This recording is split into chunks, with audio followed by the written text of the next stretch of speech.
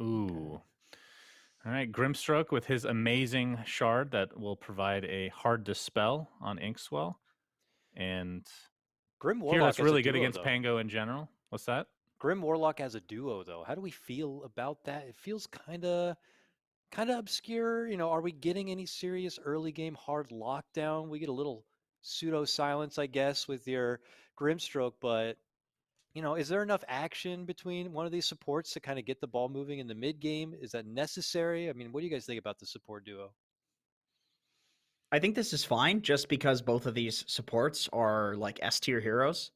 I think they're so OP that it's fine. And then also the fact that you have the Grimstroke ultimate to counter the Pango ult. I would say like in general, you probably don't want to have these heroes necessarily as your supports. You could feel like it's really griefing your draft. But just given that it's like a good draft for the Grimstroke already, I think it's fine. And maybe you pick some mid to make up for this. Or maybe this is like a Brile Mars mid. I've seen him playing that quite a lot. So it could be a Brile Mars mid, and then you're picking some like other stunner in the offlane. And then all of a sudden you have these two stunners on the mid in the offlane. And it's like, okay, now we don't have any question about what we're lacking in the draft. Maybe like a DK is the pick, something like that. Yep. You're starting, be it's your interesting. first series. You're up one game against the Cut, who you may not consider the highest of competition. I guess if Undying did want to try out something of a newer idea, this could be a time if it's a possible flex role swap, or maybe with these last two picks, just something a bit different.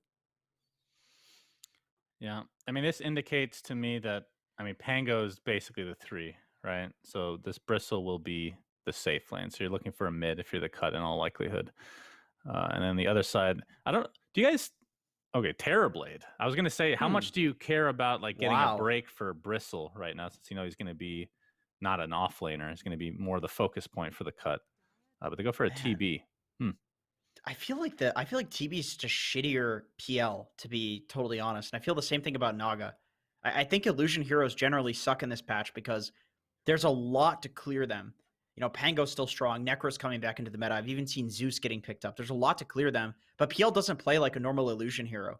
He's just every 4 seconds sending like near 100% damage illusions into the fight. It's like you can clear them. You can't clear them as quickly as he can create them. So it's not really the same. So that's interesting. I'm really curious to see what the reasoning behind this is when it comes to the game. Maybe it's because TB is way more of like a triangle hard farmer, and you're really confident that these other team fighters can just make so much space for him that like eventually I think TB does outcarry a PL. Maybe. I mean, that's a tough one. The PL is pretty bullshit right now, but we'll see. Yeah, you do have Sunder for Bristle, right? I mean, obviously that's the hero you'd like to use it on, but I feel like Sunder is not one of those things that you really have much of a choice during a lot of these fights, depending on how the game goes. But other than that, you don't really have, other than the spear and just the damage output that can be applied while he's stuck inside the arena, don't really have a great answer for Bristle yet. Obviously, Spirit Vessel is going to be pretty important for, like, I guess, Grim or Warlock, whoever can actually afford it this game. Not much It's not time going here to be for Warlock. He's Undying. pathetic. They got to pick or ban, Warlock, rather. he saves up the whole game for his shard, right? That's He his really whole does. purpose. He really does. Yeah, that's about it. All right, well, they ban out Ursa. They're anticipating it's still going to be a one position, a side laner likely. So, what are they anticipating? Pango might be mid, Bristle may be mid.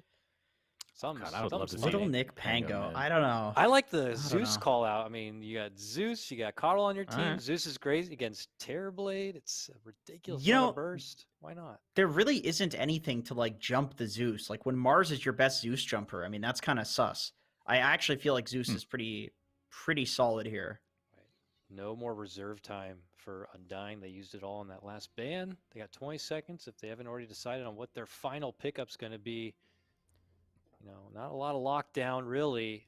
They're top meta heroes. I'm not going to fault that. A little concerned about the toolkit they share and do they have everything covered, I guess. And they need a little catch for sure. A little bit, yeah. They need a little bit. Not much mobility right now, and it Okay. is a Okay, there you Spirit go. Brother. Okay. So, all spirits almost accounted for at this point, whether they're banned or now picked. So what is left? Is this going to be the Lil Nick hero?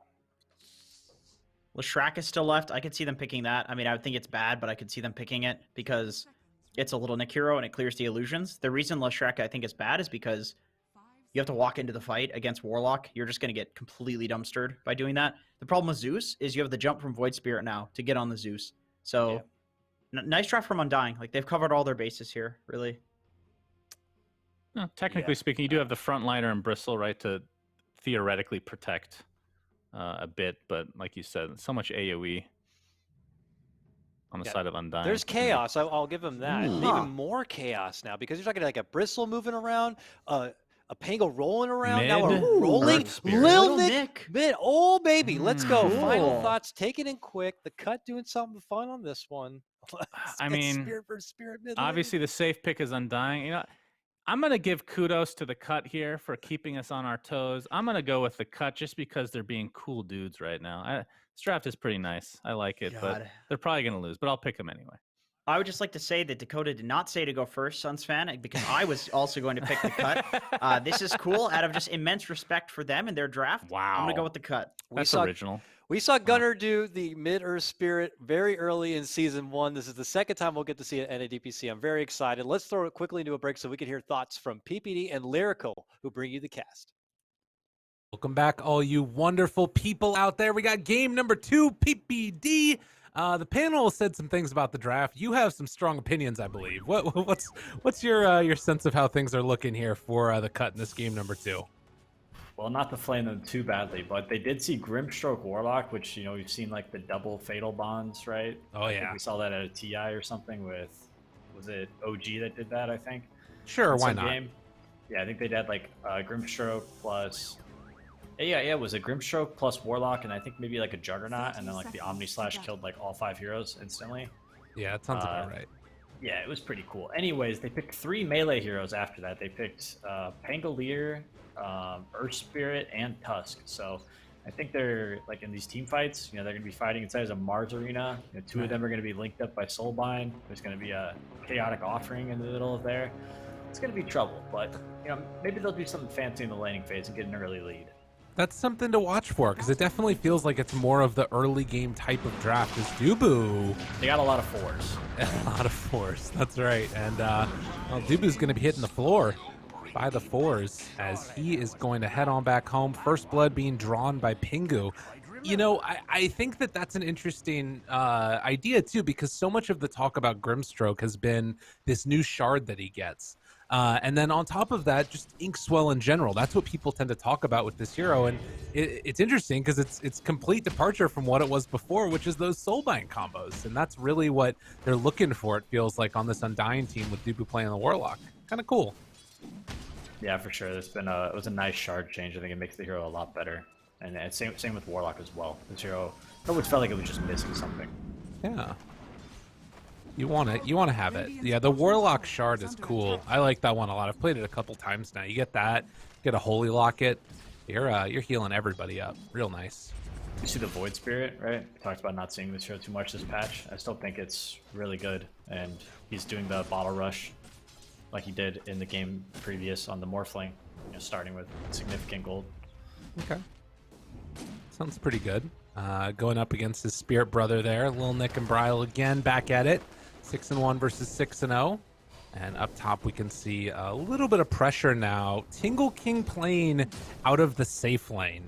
We'll see if he has a better time of it. That last game was really rough and already taking a bit of a beating from Moon here. Just laying out these strokes of fate. This is a spam lane. We saw this a lot. We saw the Mars a decent amount last patch. They just rushed this bottle, right? It seems like everybody's going bottle these days. So many runes. They just spam out the hero, and usually it's a carry who's going maybe, you know, Ring of Health or something, and he can maybe sustain the damage, but I don't think he's going to get spammed a lot in this lane. Yeah, I already saw a little bit of a questionable swashbuckle there. Wondering if Tingle King's feeling the burn a little bit. It's been it's always sort of interesting to me watching players, and I feel like when you sort of see the you know, more experienced teams that have played for a while, it's really easy for them to shake off games. But occasionally even they sort of fall prey to it a little bit as well. Is there any advice that you sort of have to like players that are trying to get in, you know, rise up the ranks, and how to sort of deal with a loss like that? Oh, you mean just like him having a bad game on the Centaur? Well, no, just to, not to focus on Tingle King, but just in general, how you deal with bad games. Oh, well, I mean, I don't know. You just need to Not have be them? just be mentally strong. I mean, the series isn't over, so. Yeah. And like I said, like I think we both mentioned, it's not that they played terrible last game. They Right. made great moves, so I feel like they're going to be fine. Okay.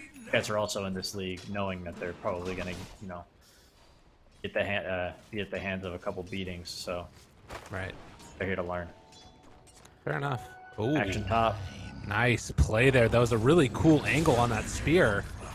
Saberlight manages to take him down. That was a really cool angle on the I spear. just feel like Radiant has 4, arguably 5 heroes that are good against melees, and Dire's got 4 melees, and they're all heroes that want to like run in and, you know, brawl. I think it's really hard for them to team fight this game.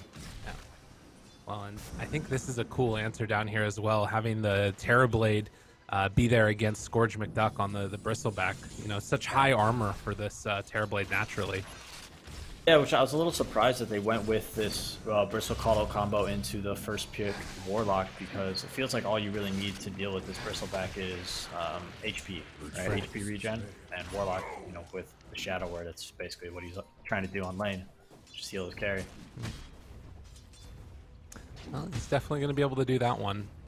Do have some stacks trying to be made. For some reason, that Ancient wanted to stay in that camp. That was a little bit weird, but did already manage to get 1 round of it. This is obviously going to be real helpful later on for that Bristleback to keep the momentum going. But that does mean Tingle King is alone up top here. Yes. Still managing to get some good CS. It's really the same thing as last game. Like all 3 of Undying's cores are free farming, and Tingle King is. I mean, Tingle King is the only one not farming, which was very similar to the last game. Yeah. Well, mid at least for now. There's a little bit of a lead right now for Bryle, 31-4. He's having a very nice time against Nick on this Earth Spirit, who's gone for 3 points in the boulder, no points in silence yet. Just wanting to get that rolling boulder cooldown a little bit lower. And they're maybe going to try and go on him here. Only level 1 on Vol, but yeah, Bryle, a little bit too quick for that one. Yeah, Void Spirit, such an annoying hero to gank. Feels like he's, you know, unkillable, especially once he gets level 6. And they did spot this movement over for a second by Dubu, but he heads back down bottom again. It's just going to keep on Action regen top. Tomato as they go. Big roll in, maybe a chance here. Saberlight trying to get out of there, and he's going to be nice able to port. TP back home. Moon might be in a little bit of trouble with this rotation coming from Nick. He has another roll, going to lay it out, reapplying Magnetize, giving him some more punches for it. Although he doesn't have any more stones left, and the right click, it's not coming in time. He's got to salve. Moon's out of there. Disaster, Nick man. not able to connect. Oh, wants to roll. It's so sad seeing that. The chase down, and they will finally get him. But that was every boulder he had. Alright, so we need to watch out for the mid tower Dire here. Their mid tower is taking a ton of damage. Bryle's making sure that this catapult doesn't die, forcing Vol off the lane. So, God, this is a tough one. They just keep that pressure on, and well, eventually the catapult is gonna fall. But you know, obviously that rotation from Lil Nick a little bit costly. Didn't end up getting the kill on Amar. It's got to be frustrating. yeah, I actually don't really like rotations like that, because I understand that he's trying to get active and get kills, but Terrorblade is still free farming, and I feel like that is sort of your issue this game. And that first Magnetize, I think, should probably go towards shutting down the carry rather than trying to kill Mars. Fair enough.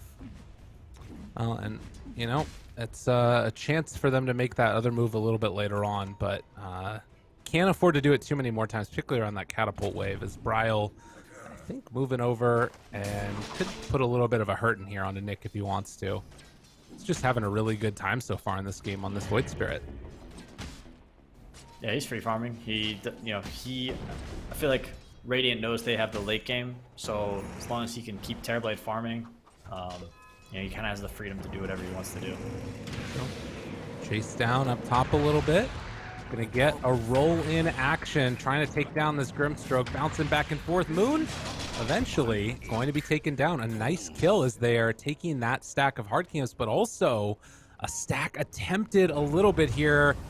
Saberlight tried to catch, but not quite able to get it. I do see that this is a huge stack of Ancients here, though.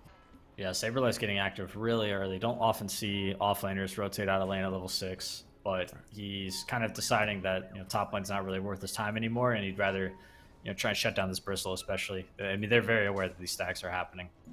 Yeah, This is ward placed. Standard Caudle Bristle gameplay. So they're trying to contest. Pushback there onto Dubu, not bad. Fatal bonded to some creeps here, but it's going to be a good chunk of damage regardless. Very nicely done. Lil Nick actually going in further. With that magnetized, he's in trouble now, though. As Little Nick ends up falling, they managed to get that kill, and Scourge McDuck going to clear out the rest of this hard camp. Still the Ancients. I mean, with this ward right here, it's really hard for them to get this uncontested. I think they're maybe going to be able to finish it off now. Oh, Tomato. Little Nick did tank a lot of spells there. The Mars combo went down. Metas for this one on Tomato, actually. Oh, nice. Coming over to take this one away. Throw out the Illuminate, and Tomato able to get some of the XP. The roll-in coming from Little Nick. Trying to do what he can. Does he have Sunder available? He does. Gets it off onto Vol. Oh, that one hurts. That one hurts. Yeah, I saw a lot of orange in those stacks as those Ancients died. Damn, dude. Big win. Yeah, a bit of a heartbreak there, but meta is down. Could potentially be a playtime for them. Warlock still not level 6. Yeah. Might be able to try and... They don't really have great tower push themselves. I really just hate Dire's draft. Like, I hate everything about it. Like, I mean, I'm just gonna be honest. I don't need to sit here and sugarcoat this game. Like, their draft is hideous. Like, it's really bad. But maybe Bristleback will carry versus a free farm Terrorblade. Who knows? We'll see. You can dare to dream, Peter. This is 2021. Yeah. Is that what it is? Yeah. Yeah. No, I've actually been losing track of the years lately as well. It's awful. I noticed that like 2020 or 2021, it's just all the same. Just chilling in my apartment playing video games. It's a rough one. Oh no, up top. That's fair. Tingle King goes down again. But he's just holding the top lane. Trying to hold the top lane. Thinking when are they going to get active on Dire here? Is it like a Bristleback item timing? Is it... I mean, they don't really have ultimates. Their supports are Tusk and Caudle. Peter, that's normally the question I ask you, and I can tell that you're getting deep into this caster thing, but holy moly, it's a painful one to watch, not gonna lie. This is a tough series of events going on here. Looking for an angle, that's all. But they're going to 5-man the mid-tower with the 10-minute catapult. Catapults are great for forcing timings, and there's the arena. Oh, Bristol facing the wrong way. That one hurts. The fatal bonds, the big old ulti afterwards. Oh, the cheese grater. Oh my goodness, that one hurt a lot. And Vol now trying to get out of there. They have another spear available if he wants to use it. They get the Grimstroke hit. Not quite, Vol. All right. Maybe going to be able to escape, but oh god, that one really was painful. Yeah, it's hard for them to fight into these ultimates, but the good news is the ultimates are now on cooldown. Okay. So maybe they can make something happen. Unfortunately, they had to sacrifice their one-position Bristleback for these ultimates to go down, while Terrorblade was not even there free farming. But yeah, he's just going to port mid. They're going to run it back down mid again. See what they can make happen, shake things up. There's no trees now, so they will be able to see when people TP in. That's a bonus. No? They know the ults are down, so I mean, it doesn't even matter if they're there. They probably don't need to be too scared. Bryle has Moonmander's... Okay, that's good. Yeah, they're doing... Moon gave Bryle his veil instead of the bottle. Oh. Yeah, but they got to figure it out. They got to figure it out. Action bottom. Down. Dubu ends up falling. Lil Nick had the DD, and Vol ran on in there afterwards. But some counter pressure going on without the ult. And you know what? Undying don't seem all that concerned. Tingle King is going to roll on in. Oh, Saberlight, that was a nice play there. He can't get pushed back up to the high ground. Hides away from Tingle King, and now the arena falls. Not enough damage here really to take down any of these heroes. Scourge McDuck and Lil Nick chase in. Maybe they can run down Saberlight as the shards go out, but the back away happens. And with Dubu TPing in and being underneath that tier 2 tower, they decide we don't want to go anymore. In the meantime, Terrorblade has a Sanj and Yasha. Don't worry about Terrorblade. We're gonna bank on a disconnect or something from him later. But Got it. let's just watch the 5v4 because I feel like maybe the Cut could win a fight on this mid tower. That's the hope, at least. At the last hit. There you go. Silver linings. That's what we're looking for here. All right, so they got the 2 tier 1 towers. Now they can. It's tough for them to pressure tier 2s. However, they could maybe... Okay, so if they can force Radiant ultimates again somehow, like maybe a smoke gank into trying to find Terrorblade, and just tank those ults and maybe only have like 1 or 2 deaths, then maybe they can force Roshan, which could be an opportunity for them to, you know, convince this Terrorblade to stop free farming and show up to a fight. But the Terrorblade might also just let them have an Aegis. First Rosh doesn't really seem like that big of a deal in Dota right now, unless you really feel like you're going to be able to go high ground with it. Right. Well, and that's the scary thing too about that plan from the Cut, is that Terrorblade might actually show up to a fight, and then there's really problems. Well, maybe, but that's. I mean, the bigger problem is that he's not showing up to fights, and Radiant's doing kind of okay. So he's just kind of free farming. I think the idea, like playing against a hard carry, you know, when you don't have the late game, is you force him to fight rather than farm, and then maybe you can kill him. I'm with you. I like it. But he also might just be too strong already, you know, with the S and Y this early in the game. True. Looks like he's actually going Dragonlance. I haven't seen that item in a while, I feel like. But once you get that exchange. Yeah, it's good good stats, right? Very similar to S and Y, just some nice raw stats. Beef up a little bit. He just needs to survive. He's got, you know, he's got 4 melee targets to Sunder, so he's going to be able to find one probably. And Maybe he doesn't necessarily have to get like a farming item, I think, because scalability is not really an issue this game. Terrorblade kind of naturally farms through his Conjure Image, and he's able to just, you know, buy stat items to be that much stronger when he does have to fight. Got it. Well, a little bit of a group up here as they're going to try and jump onto Pingu, although looking for that +1 that normally inhabits the area behind him. And in fact, they might just run into him here. Tingle King, yet again, ooh, jumps into a world of hurt, but maybe a chance here.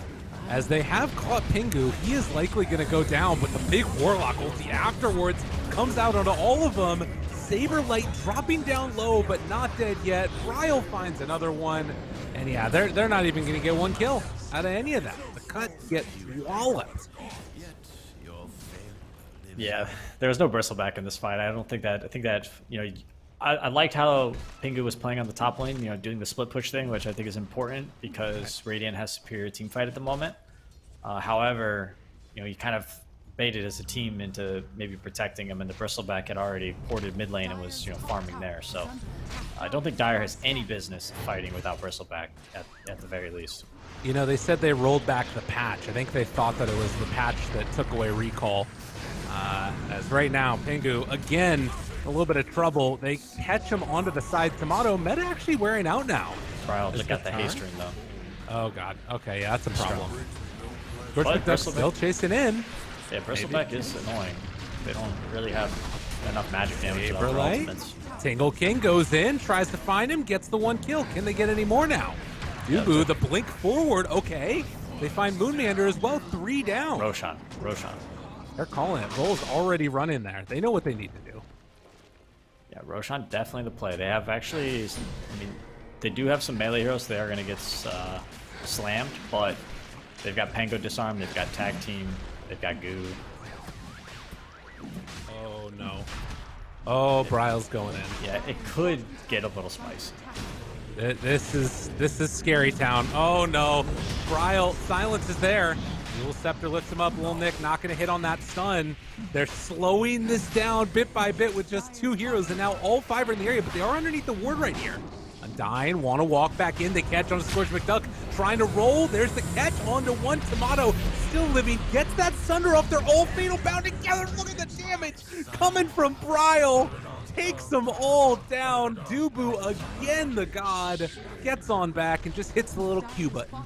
Yeah, so when the enemy team picks heroes like Grimstroke and Warlock, these are what I would consider like backline supports. And I think it's really important that you find a way to fit heroes what I would call like assassins into your draft, whether that's a PA or a Storm Spirit or somebody that's going to a Spectre, right? Somebody that's going to get on the back lines and deal with these guys. But like when you pick these like melee brawler heroes into them, these guys are just free to sit in the back and land all of their spells perfectly. Right. And as a result, like these team fights are just impossible for Dire. I like the use of the Underlords vocabulary there with assassins and brawlers. Did you ever play that game, really? Yeah, I did a little bit of Underlords, but it got pretty bad pretty quick. So. Oh no. Well, we won't say anything else about that. For now, at least, it's too base. It's looking a little bit rough right now for the cut as they drop down Warlock ulti. That one wasn't great. Arena afterwards, though, and Vol, he's going to be looking at this one from the grave. Tingle King gets pulled back in. Pryl just makes the walkover to get the Arcane Rune in the midst of the fight. Scourge McDuck just trying to find somebody to go on.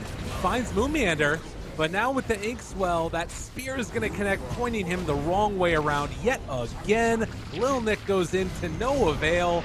Pryl tipping Little Nick. Come on, man. What are you doing? They're coming on up from Division 2. No fear and no mercy. It's the NA Dota Classic. Welcome to the big leagues, man. This is, we have the best Dota, right? We got second at the major. Outside of China, this is the second best region in the world. So true. This is the big leagues. You got to step up. Very, very good thing to keep on mind as well.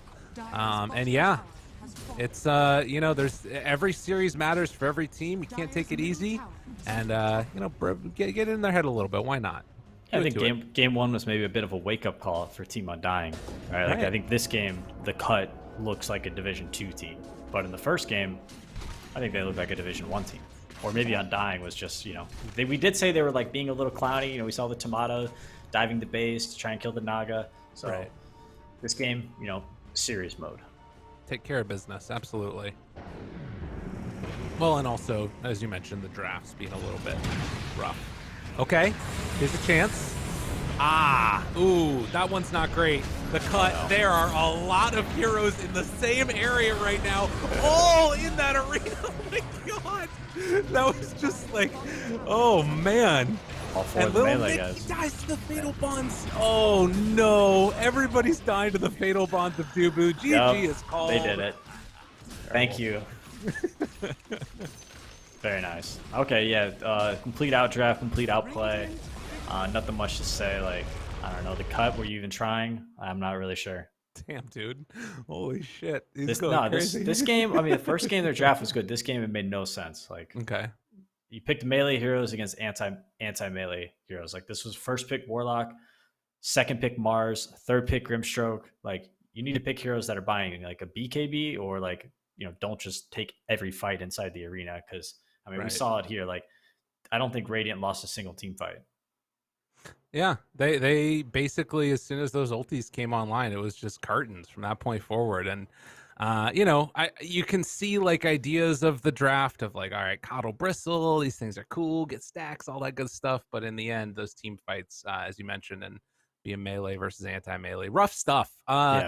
Peter, looking at Undying, you mentioned that you felt like they sort of had some flubs in game number one. How's this team looking to you? What do you sort of think the potential is? Because there's a lot on the line this season.